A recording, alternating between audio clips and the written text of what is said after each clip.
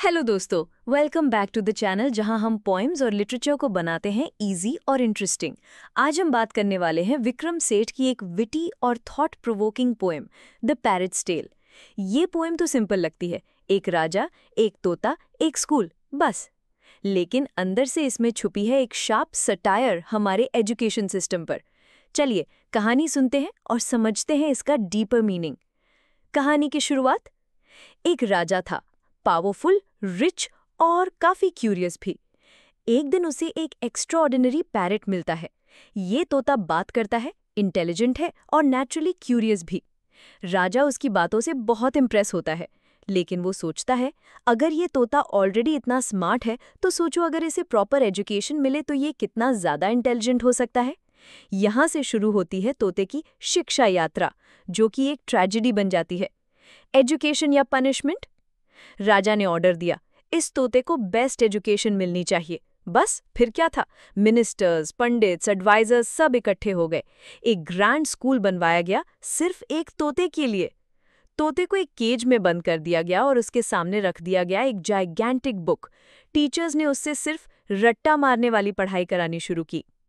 तोते से क्रिएटिविटी छीन ली गई, उसकी क्यूरियोसिटी दबा दी गई और उसके विंग्स, उसकी फ्रीडम मेटाफोरिकली काट दिए गए। उसे सिर्फ बोला गया, repeat after me, learn the book by heart, no questions. दोस्तों, यही है रोट लर्निंग का प्रॉब्लम। जब हम सिर्फ याद करने पर जोर देते हैं, समझने पर नहीं। विक्रम सेठ ने इस पोएम में काफी स्मार्ट लिटरेरी डिवाइसेस यूज किए हैं। चलिए क्विकली समझते हैं। सटायर। पोएम एक मजेदार कहानी के जैसा लगता है, लेकिन असली में ये क्रिटिसिज्म है हमारे रिजिड एजुकेशन सिस्टम का, जो सिस्टम बच्चों की नेचुरल थिंकिंग को दबा देता है, उनकी इंडिविजुअलिटी को मार देता है। आयरनी। राजा तोते की नॉलेज बढ़ाना चाहता था, लेकिन उस प्रोसेस में उसने उसकी नेचुरल इंटेलिजेंस खत्म कर दी। The parrot is dead is full of irony. तोता तो टेक्निकली जिंदा है, लेकिन उसकी सोल, उसकी फ्रीडम, सब कुछ मर गया। पर्सोनिफिकेशन। तोते को इंसान जैसी क्वालिटीज दी गई हैं। वो बोलता है, सोचता है, सीखता है। इससे रीडर तोते के दर्द को फील कर पाता है। सिंबलिज्म।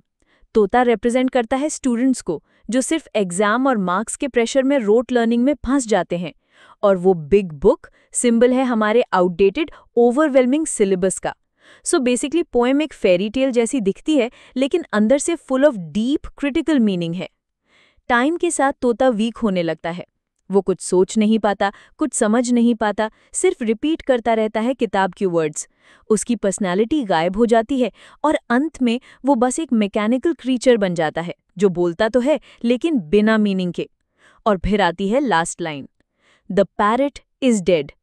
एक सिंपल लाइन, लेकिन इतनी पावरफुल। पोएट हमें शॉक करते हैं, हिला देते हैं कि क्या हम अपने स्टूडेंट्स के साथ यही कर रहे हैं। द पैरट्स टेल हमें सिखाती है कि एजुकेशन सिर्फ बुक्स या याद करने का नाम नहीं है। असली एजुकेशन तो है अंडरस्टैंडिंग, क्वेश्चनिंग और क्रिएटिविटी को इनकरेज करना। विक्रम सेठ हमसे ये सवाल पूछते हैं, क्या हम अपने बच्चों को सोचने दे रहे हैं या सिर्फ उनकी जिंदगी एक केज में बंद कर रहे हैं? तो दोस्तों, द पैरट्स टेल एक कहानी है जो हमें हंसाती भी है और सोचने पर भी मजबूर करती है। अगर आप टीचर हैं, स्टूडेंट हैं या पेरेंट हैं, इस पोएम का मैसेज हर किसी के लिए रेलेवेंट है।